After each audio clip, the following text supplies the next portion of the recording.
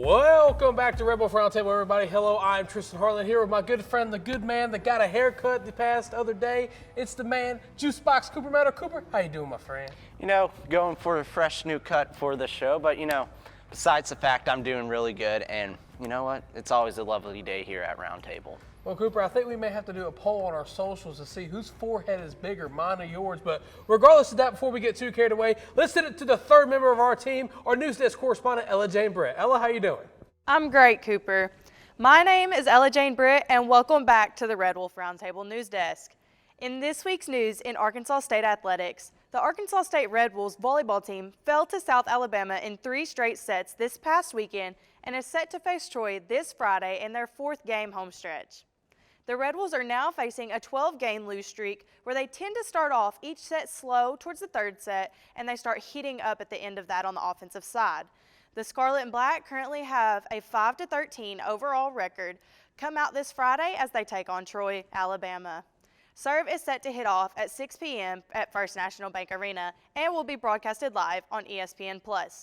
The soccer team traveled to Louisiana this past Sunday where they fell short against ULM with a final score of 2-1. Abigail Miller was able to cut the deficit in half with under 10 minutes left to play, but ULM ended up pulling this one out. The Red Wolves are set to take on Georgia State this Sunday at the Arkansas State soccer field.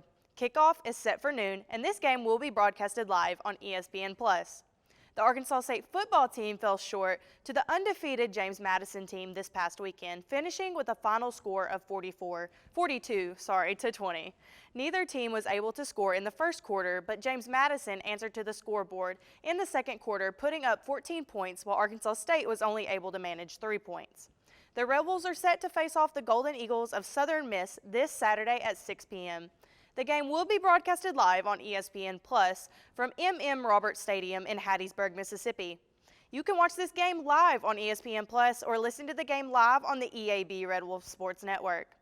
Devin Pappas led the men's golf team by draining a birdie on the last hole, taking him on to win one of the individual medalists of honors and the team title at the 27th annual Bubba Barnett Intercollegiate.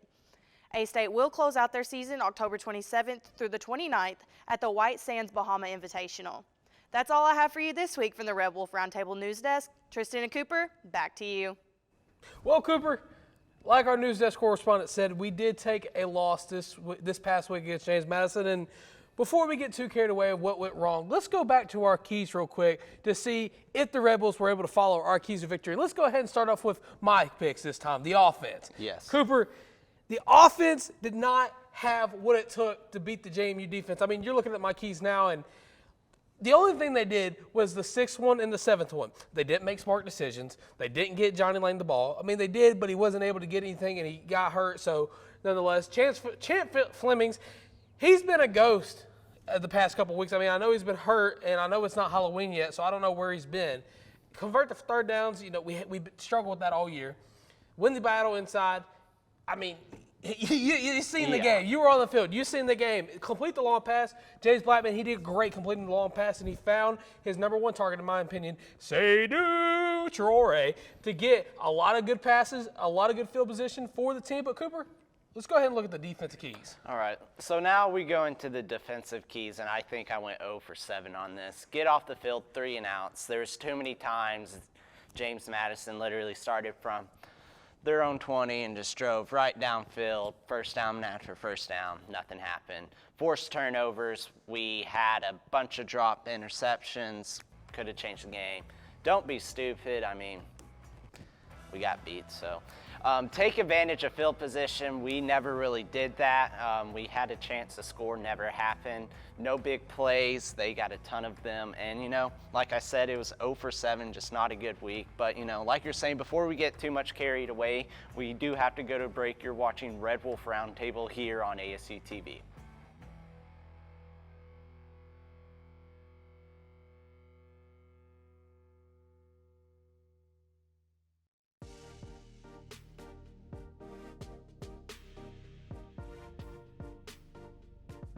ASU TV, shows like Red Wolf Roundtable, ASU TV News, Westside Football, and more. Gain real-life experience while doing what you love. Get involved with ASU TV today.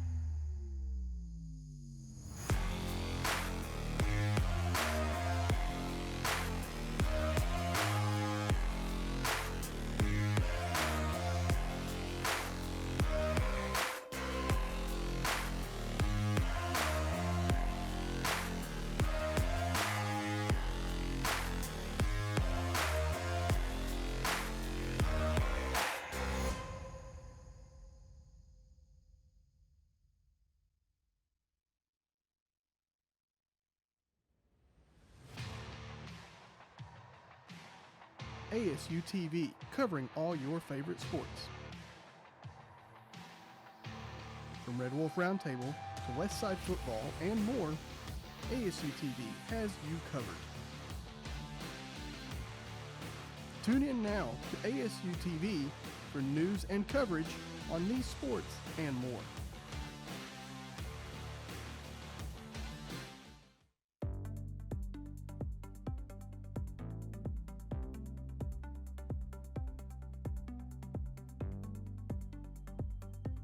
ASU TV News, your local source for news, weather, A-State events, and more.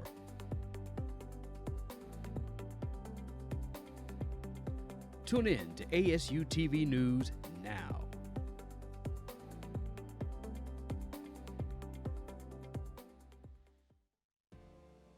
At Arkansas State, we want you to go. Go where learning soars, takes flight, and rockets ahead. Go for experiences, internships, and scholarships. We want you to go. Become A-State Maine. Are you ready to go? Go.astate.edu for details.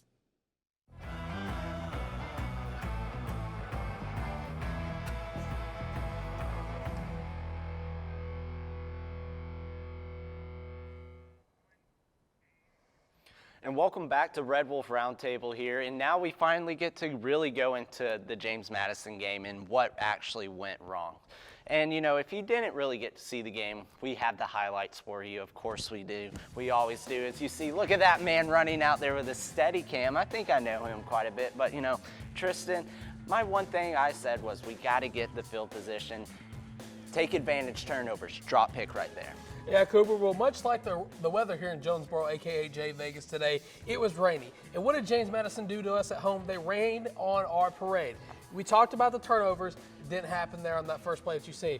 But, man, our kicker, like we talked about last week, he's got that dog in him. As you see, the flag got called out, so we got to move for a fresh new set of downs. But, man, we cannot have stuff like this. Drop back. Where's the blocks? Where's the protection for your quarterback? And where does the ball go? It goes in the water feature, which we'll get into later. But, Cooper, you can't have that for your quarterback. No, and especially, like I was saying, take advantage of field position. You know, we kicked the 3 points, and we got the penalty called on us, and we had a chance to score again, but we didn't. And then defensive breakdowns. Don't be stupid. Whose man was that? Obviously not mine because I was taking pictures, but somebody should have picked them up. And, you know, just they were doing everything they wanted to that second half, second quarter. But, you know, second half we really came alive, and I actually thought we had a chance to win this game. But when we got the ball back down by 8, we just couldn't take advantage of it. Yeah, Cooper, so like you were talking about the second half, we went into the locker room. It was still a close contest. We were able to get a couple quick points. We were actually even able to get a touchdown in the second half. And we were able to kind of, you know, do little things not like that. But as you see on through the progression of the game, slow progression was still progression for the Red Bulls there. And we were able to do some things on the offensive side. And as you're going to see here, he's going to drop back, look, throw it to the end zone. Beautiful pass, beautiful catch to give the Red Bulls a touchdown. But Cooper, like you were saying, we started to come back, and James Blackman, see, that's what happens. That's what happens when you get protection to Blackman. When he has time to throw it, he's going to be able to set the receivers up in the end zone perfectly. And you see the celebration. Celebrate your guys. Celebrate what the guys do right. Not this, because that is not what you do right. That is what you do wrong. Yeah, just too many defensive breakdowns in a game that, the final score looks a lot worse than it actually was, because you see, we get it to an 8-point game. We get it to a one-score game here. Hunt finally showing up and scoring a touchdown for us. You're thinking, what if we can get that stop? What if we can get the ball back? And look, 4th down just breaks the tackle. You have the chance to stop them, and they just break it away on 4th down. You can't have that happen. And then that was the dagger right there if you're watching the game. Well, really, the dagger's this right here. James Blackman's going to drop back, and he's just going to fumble the ball, and no one's going to even react. See, that's the problem with this football team right now, Cooper. We don't react when turnovers happen. We had the ball right there. You're not getting blocked. What's 77 doing right there? Is he playing patty cake, or is he trying to block his man? It looked like patty cake to me. But when the ball comes out, you got to jump on it. You got to try to get something Make here. an attempt at least. Exactly. And then you almost get to the quarterback, but you're not fast enough or something. And then you get plowed over by the tight end. And where's he going? He's going to the end zone because no one wants to play defense, apparently, in Jonesboro. And it was one of those things, you're kind of having flashbacks from last year. We have 2 wins, We kind of lost a couple close games that we shouldn't last year, like to Tulsa, then Old Dominion this year, and then now James Madison. All due respect to James Madison, they're undefeated in the top 25 now. But I didn't see anything too crazy or anything, wow, this team's really good. I felt like James Madison going into this week, watching them play, especially last week, now seeing them play, there's nothing really too special about them. We make a couple tackles, we get a couple turnovers that we should have, and we pick up some blocks. I honestly think we win that game.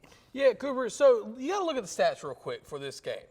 Coach Jones has said in previous times that this team versus last year is like a complete opposite night and day. But look at these stats right here. You're getting beat passing yards. Almost 400 allowed passing yards. You can't do that. You're only having 20 rushing yards. You can't allow that. You're barely getting 10 first downs during the game. You can't have that. You barely had the ball over 20 minutes. You absolutely can't have that. And listen, I get stuff happens during the season and you got to rebound because of injuries or whatnot, but you can't go there and look at everybody and say, oh, this team's different, and then go out there against James Madison, a team that really we should have beat against Memphis. We should have beat against Old Dominion. We should have beat, and go out there, lose in the 4th quarter, and then when you have one turnover, you just stop playing. I don't know what we have to do anymore to get a team that wants to win or wants to do something. But honestly, Cooper, I don't know about you, but I'm getting pretty sick and tired of losing. But Cooper, I don't know. Yeah, I mean, the losing, it's terrible, and we got to, this next week's game, you may not be in the race for the West. I mean, a win this week, you might be in the race for the West. So you just have to have your cards played out just right. So, I don't know. It's just. Yeah, cool. But back to that play we were talking about earlier, where James Blackman, 3rd and 5, he's going to drop back. Pressure coming, and he has nowhere to go. And what does he do? He throws it to the out of bounds. And the great thing about it is that Arkansas State, and I'm sure somebody on Twitter or something's going to correct me if I'm wrong, but Arkansas State's the only place in America that you can throw the ball out of bounds and it go into a water feature. Yeah, I was right there by that play when it happened, and I was kind of just watching it, and I was like, that went into the water. Yeah, Cooper, but we're going to take away a short break. You're watching Rebel Roundtable on ASU TV.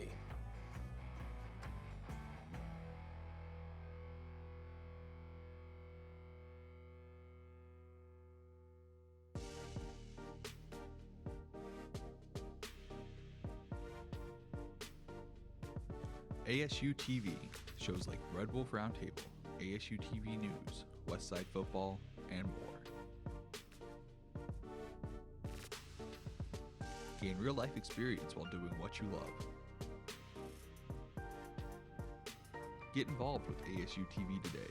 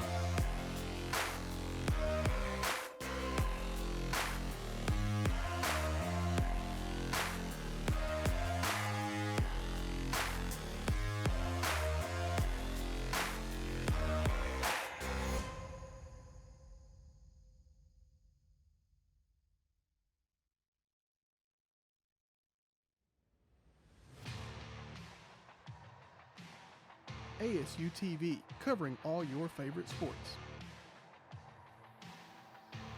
From Red Wolf Roundtable to Westside football and more, ASU TV has you covered.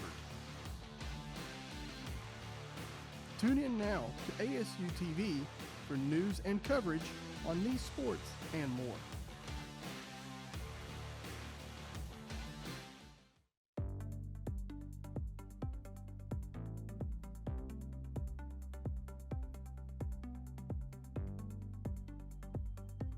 ASU TV News, your local source for news, weather, A-State events, and more.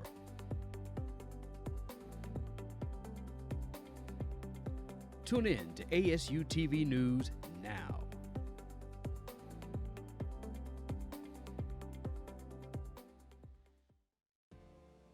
At Arkansas State, we want you to go.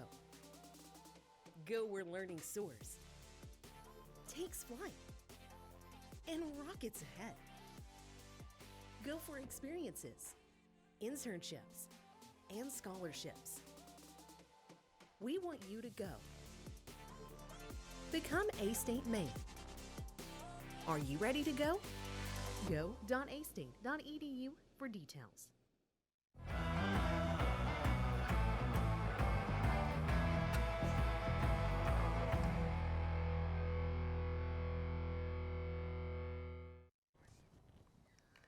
Welcome back to Red Wolf Roundtable, everybody. And, you know, we've still got a long season ahead of us in Sunbelt Conference play, Coop. And, you know, last week or the week before, sorry, my memory's a little fuzzy sometimes. We talked about the top 5 teams remaining on the schedule for the Arkansas State Red Wolves. And now, Cooper, I think now it's time for you to give the juice box top 5 players left for the Red Wolves to play.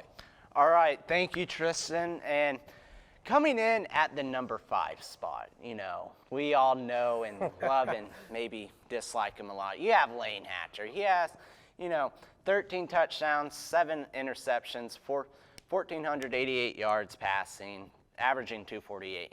The reason you may be asking, why did I put him on here?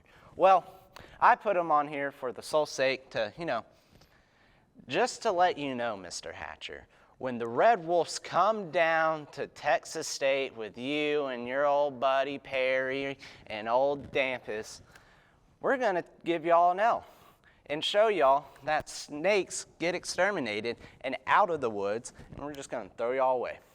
And so let's go take a look at number 4. Sorry for the hate. Let's go look at your wide receiver, Ashton Hawkins.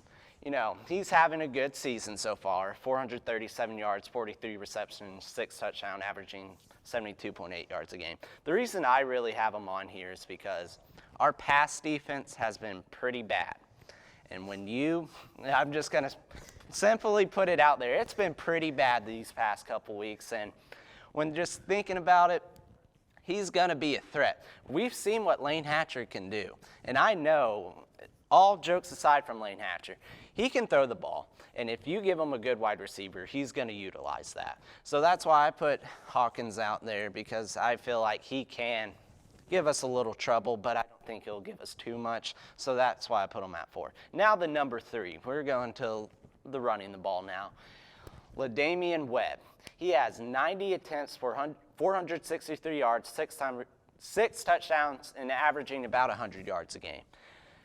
My reason to that, if you saw last week, we got the ball ran all up and down the field. They went all the way to Shadrack's. They took a tour of Jonesboro as how much yardage they had on the ground last week. James Madison did. And, if we're going to win the games, we can't give up almost 300 yards rushing while we're only getting 20. So, when thinking about it, I was like, he's 4th in the Sun Belt on rushing yards, and why didn't I pick the number 1 guy? Well, we're not playing them because he's from Coastal, I'm pretty sure. And so when we do play South Alabama, we're going to have to focus on the run game. Now, let's give the defense the love. Defense wins championships. Coming in at number 2, we have Carlton Marshall. He's leading the Sun Belt in total tackles. He has 20 solo, 32 assisted, and he's averaging 10 tackles a game. He plays the linebacker there for Troy, and James Blackman's not going to be running out of the pocket like we all want him to do, and he wants to be sitting back in the pocket, be a pocket passer. I don't understand why he has the legs to run, but he wants to be a pocket passer. And if we saw from our highlights of James Madison, he got obliterated quite a bit just standing there. So when we play Troy, please audible to max coverage. I think that's square and then push up on the lineman or something like that. And so, in coming in at the number 1, we're going back to Troy with T.J. Jackson. He has 5.5 sacks there as the DN, 26 tackles and 2 forced fumbles. And like it shows there, he leads the Sun Belt Conference in sacks. And just plain and simple, once again, James Blackman wants to be a pocket passer. He doesn't want to roll out and create more opportunities, so we're going to have to really block them, and those are my top 5. Yeah, Cooper, well, I'd give my thoughts, but we got to take a break another again before I go too much on Rebel. You're watching Rebel Roundtable on ASU TV.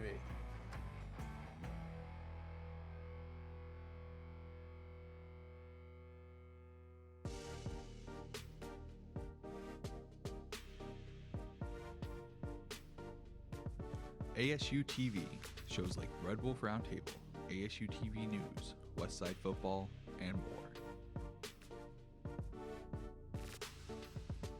Gain real-life experience while doing what you love. Get involved with ASU TV today.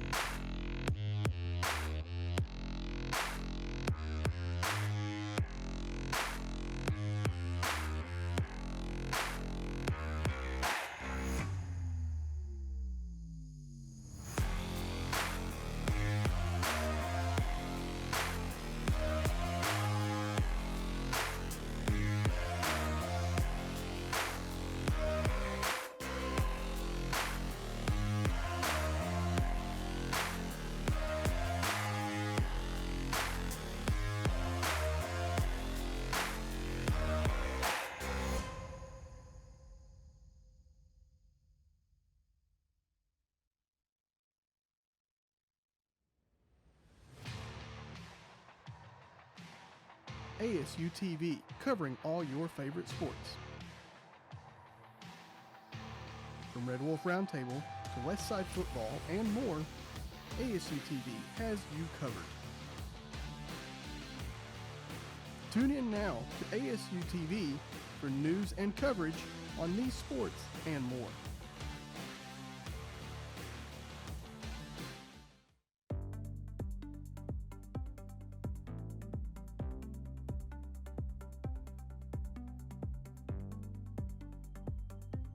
ASU TV News, your local source for news, weather, A-State events, and more.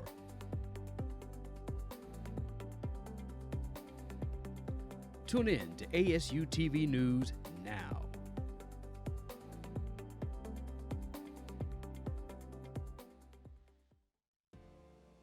At Arkansas State, we want you to go.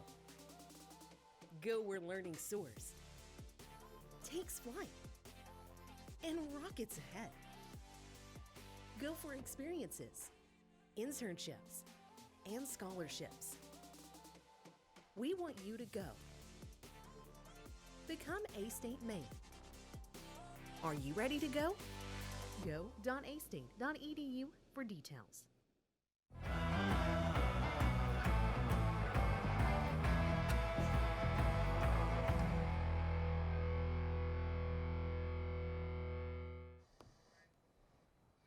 Welcome back to Rebel Roundtable, everybody. And, this week we've got a formidable opponent in the Southern Miss. What, Golden Eagles? Yes. Purple Eagles? What's the name of their team this year? I'm pretty sure it's the Golden Eagles because they're yellow. Okay, glad you said that. But, Cooper, we've got a lot of interesting things about this game that a lot of people really aren't familiar with, to my knowledge. Yeah. First of all, Johnny Lang. He is listed as questionable in this game. Now, you may wonder, Guys, why are you putting Johnny Lang back on the screen? We've already talked about him so much. But look at this. Slanging and langing. As it says, when Johnny Lang's in the game, look at all the production he does for the Red Bulls. I mean, when they were playing last week against James Madison, they were kicking the ball away from him. I mean, there's a couple times they're switching sides with Lang, so they will kick it to him. So, I mean, he is a threat. Yeah, Cooper, and maybe Marcel Murray may make a return to the Red Wolf offense if Johnny Lang isn't going to be in.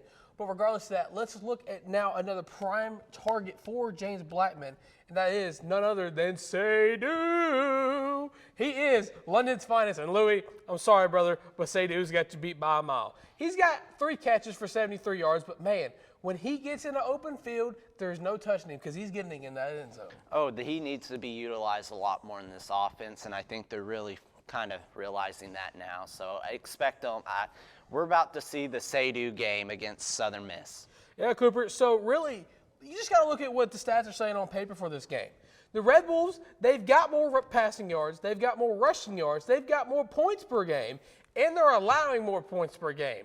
They're beating him in every category, and you don't want to be beating your opponent in the last one. No, you don't. And so this is a very winnable matchup. I really do think, they're both on, what was it, the I-40 road? Yeah. Future trophy, question mark? I don't know. Yeah, Cooper, but what are you thinking for this game? What's a reliable score prediction? Reliable score prediction, I'm going to give A-State 37. Okay. Southern Miss 24. Okay.